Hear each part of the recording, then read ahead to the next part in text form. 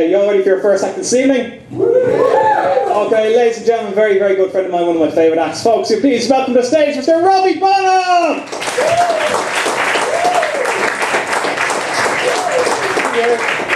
Oh yeah. There's not a lot of people from Dublin here, is there?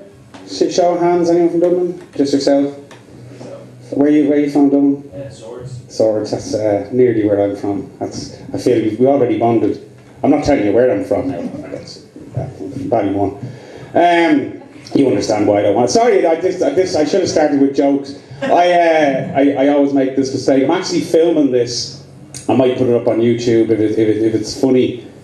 This is the first time for everything.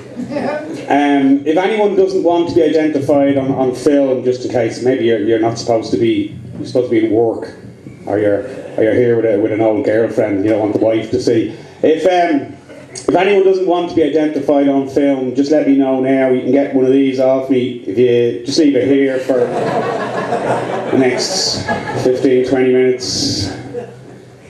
No, okay.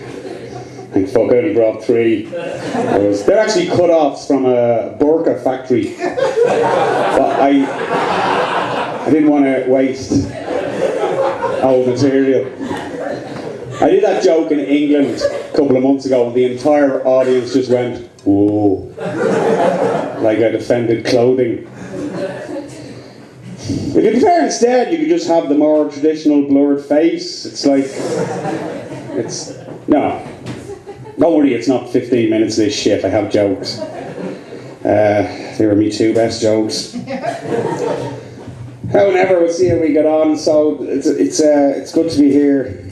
It's good for you to be here, isn't it? Are you all holidaying in Dublin's fair? I don't know why you come over here. You're actually normally gangs of English lads come over here. They're fairly frightening, fucking just apes. And it's I like you though. You have all the threat of a college graduation. It's a wizard college graduation. But how are you finding the Euro? It's a worthless piece of shit. We don't even use it ourselves anymore. We just keep it in circulation at this stage just to fuck with the English. It's a revenge thing or something. Fuck. They are difficult, Simon. I'm only up here 3 minutes. I've already played the potato card. Got no laugh. Which I imagine looks something like a Pringle. Anyway, it's probably just the drugs. Thank you for the laugh. That was probably just the drugs as well. I appreciate it.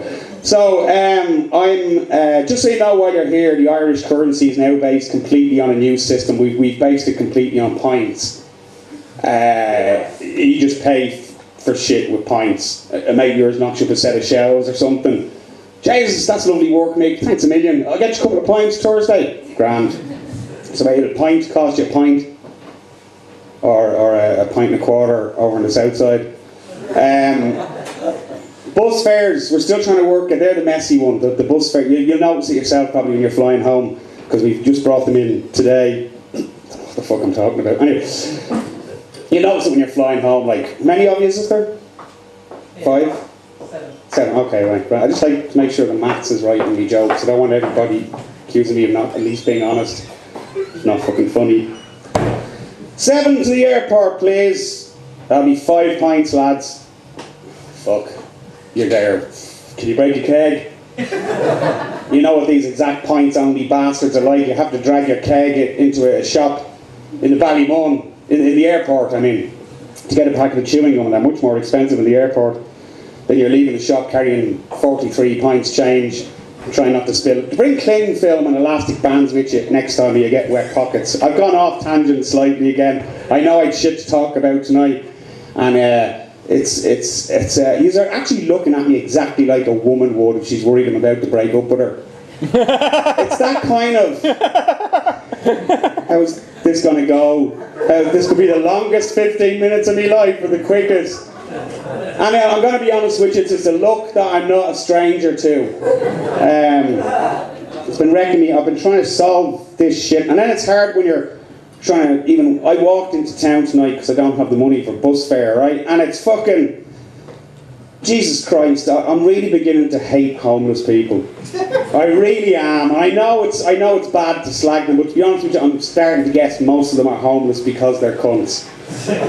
It's just that, and because we're all in the same. I've no fucking money, and the problem is they come up to you and they're still operating under 2009 prices.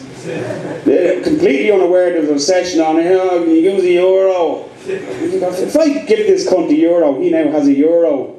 I don't. I'm going to be honest with you, I'm not giving my money to someone to fucking spend on drugs when I don't even have money to spend on drugs. Fuck that shit. You can't say no to them because then you get into a fist fight on the street. If you're me. I discovered this is how you deal with them, right? Tourists, just take it. You're going to get approached. Even if Woody is goes out for a cigarette during this gig, you're going to be down 4 more cigarettes and €5 and change. They're very militant, but you can't say yes or no to them. Here's how you deal with them. I discovered this accidentally. Just confuse the fuck out of them. Talk back to them as if you're singer-songwriter Tom Waits. I discovered this completely by accident. This guy came to me a few weeks ago. It's kind of yeah, can you give me some change? And something inside me just snapped. I just went, I can't give you any change, but I can give you some difference. What? You know the sleepy look. Served with a slice of lemon and the bitter taste of a faded dream. And you're just fucking weird when you're going home. It's the only way to get rid of them.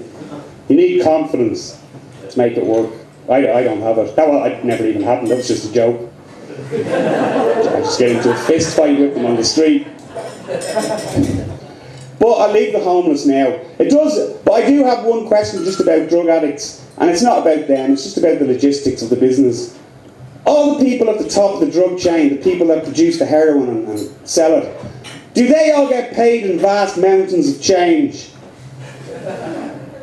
At what stage of the process does it convert from coins back to notes again? That's all. Are there middle management junkies stumbling up O'Connell Street pulling a bin bag full of 5-cent coins behind them and go, I'm going into the bank, Tomo, I'm not using the machines, 12% surcharge, me bollocks. Thank you for that. Slagging the homeless, not popular with foreign people apparently. You just aren't used to our homeless people, that's all it is. They have fuckers, each and every one of them. So anyway, I'm trying to think, they're not the only people. Do you know who's really annoying me? And it's to do with the recession, because we're all experiencing the recession still, yeah? It's hard, I know. But do you know who I really hate it? Because one type of person has come out with this recession and I fucking hate them. And it's the fuckers that come out with the golden fucking legend. We could get better. Fuck off! Like, what, am I on the verge of superpowers that are about to break out and you're the only one who knows this? These fuckers that go around, you could get better, they're just fucking guessing. And then if it happens to get better, they'll fucking turn up with their fucking smug, fucking Jarlath Regan face. Where are you going? Coming up, kind of, told you to get better. Fuck off! Unless you're from the future and you know about specific events that I am part of that are going to change my life immeasurably, I don't want to hear if you get better. Do you know who says it get? When somebody says things will get better, it usually means they're fucking your wife. That was the new stuff, Simon. I liked it. Yeah, you were the only one.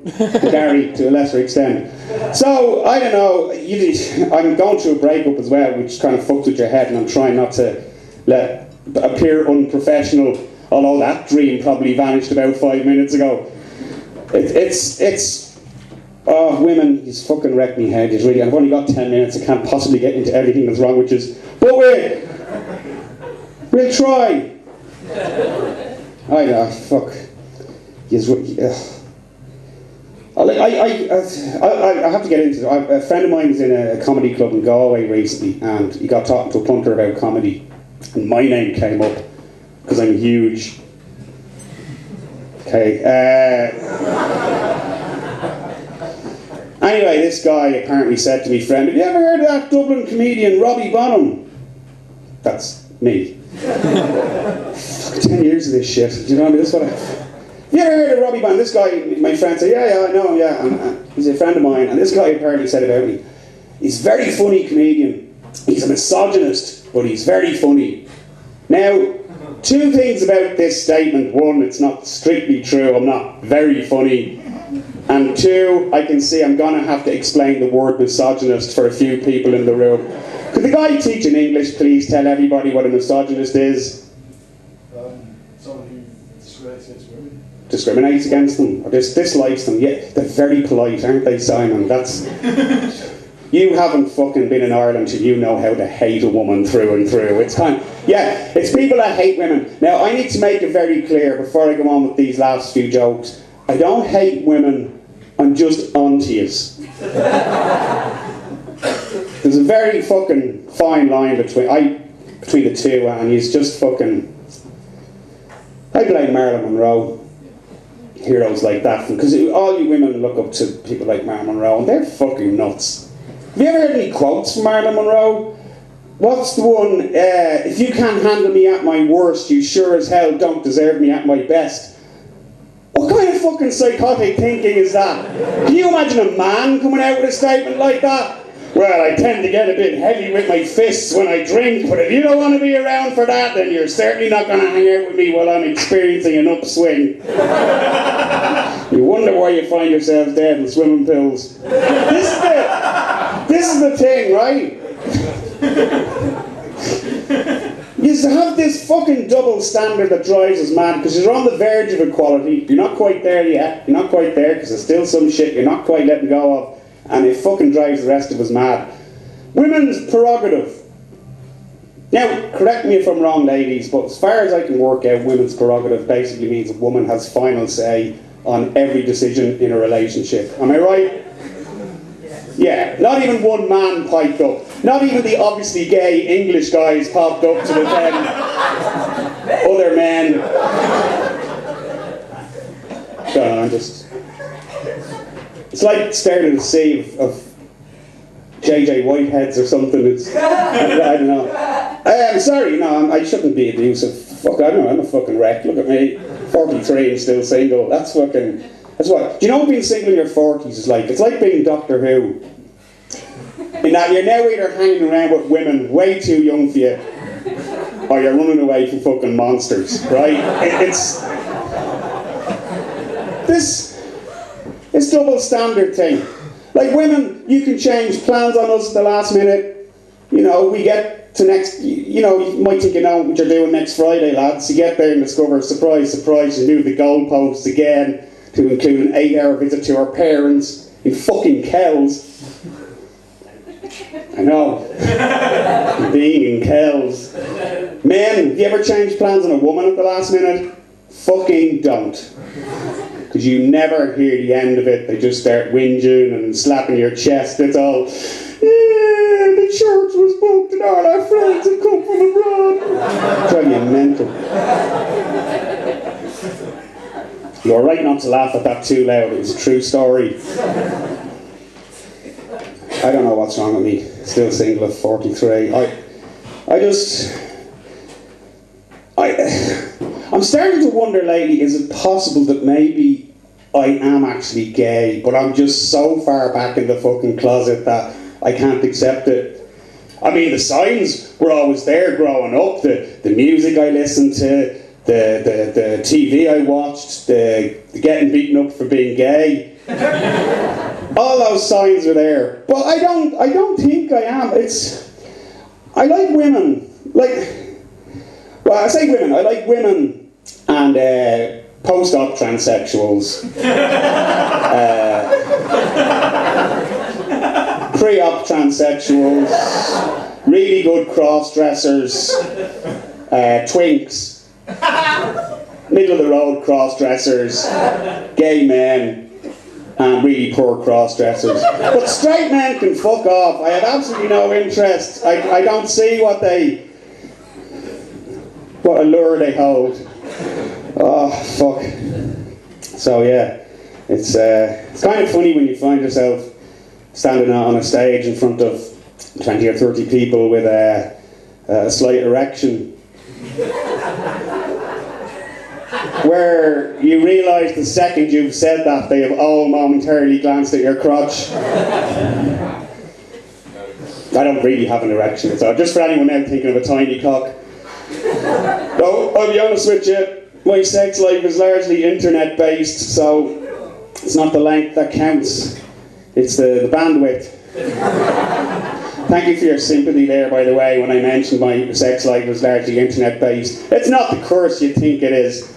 It's much better just after you've come going, thank God I didn't try that in real life. You know, at least you're able to explore shit a lot better. No follow-up conversation. Yeah, I've bored too much of my soul so far tonight. I have to go now anyway. But I'm trying to think. I do like women. It's relationships I can't fucking do. They're a full-time job. And I don't do full-time jobs. I do this for 20 minutes a night in front of a group of 30 strangers. If I could have a relationship for 20 minutes a night in front of a group of strangers, or witnesses, I'd be happy. No, they're not even real people there. Don't get me started on internet people. I've only got 2 minutes. Fuck that shit. So, before I go, I'm trying to... The problem with relationships is they're too much like a job. Well, apart from the fact you're usually drunk for the interview. But it would be great if they were more... It would be great in a relationship if you could just hand in 2 weeks' notice as soon as you want out. Do you know what I mean? You don't have to go through months of passive-aggressive fucking silence or getting her to hate you enough to break up with you. None of the usual Irish shit. Do you know what I mean? You could just go up to her and go, listen, babe, I'm finishing up with you Friday week. I got a much better offer, to be honest. I'd be mad not to take it. She wants me to start on the Monday, so I'm not rushing into it. I've been going for interviews for months. I know what I'm doing. It'd be like the last 2 weeks in any job as well. You try and steal as much shit as you can on the way out. Shit you never need, just because it's been sitting there unused for a while. Fuck it, I'll take our hair straighteners. We do need to make very small toast. In fork red. So, I don't want to end on that note. I'll tell you the one thing I do miss about being in a relationship. It's the nagging. Because I'm referring mainly to Irish women here, because they're the fucking worst. So I never established that you were Irish as well, are you? Oh, we're all right then, phew. So, the nagging, because I was with a woman for 10 years, and honest, I'm not gay. But I still get ghost nags from her. We broke up 4 years ago. I can still hear her voice, for instance, whenever I'm having a shower. I can still hear her voice telling me what body parts to wash properly this time, which, to be honest with you, is information I can still use, so that's fine. But what happens with most Irish men is, after about year 2, we just become able to zone out the nagging involuntary, and you've probably found you have to come up with more inventive nags for them to penetrate our nag force fields. Like, weird nags will distract us long enough to kind of, what the fuck was that? Oh fuck, is that the head man? Oh, it's kind of, the last 2 weeks I was with my ex, she nagged me about weird shit, just to get through to me. She'd nag me about stuff I refused to use. You know, like credit cards and dental floss, toothpaste, razors, the right hole. Just gotta zone that shit out. Sorry, can I just say before I go, that was just a cheap anal sex joke. Just on the off chance I get lucky with anybody here after the show tonight. I'm not into anal sex. I've never had anal sex. I don't know, it seems a bit pointless when there's a perfectly nice hole just 2 centimetres away. It's not like she left her vagina over the far side of the bedroom. You have to walk across a cold floor with your bare feet just to fuck it. I'm just saying, I'm not into anal sex, okay? Might try it once, if she's really hot and her penis isn't too big. Ladies and gentlemen, I've been Robbie Bonham. Thanks for listening to my nonsense. Enjoy the rest of your night. Strong Robbie Bonham, everybody! And if anyone would like to see any more of Robbie's going to be on the street corner after the show, shouting at no one in particular. So. Woo! There we go. Yeah, I'm no one in particular. So anyway, ladies and gentlemen, that's the end of the first part of the show. We'll have a very quick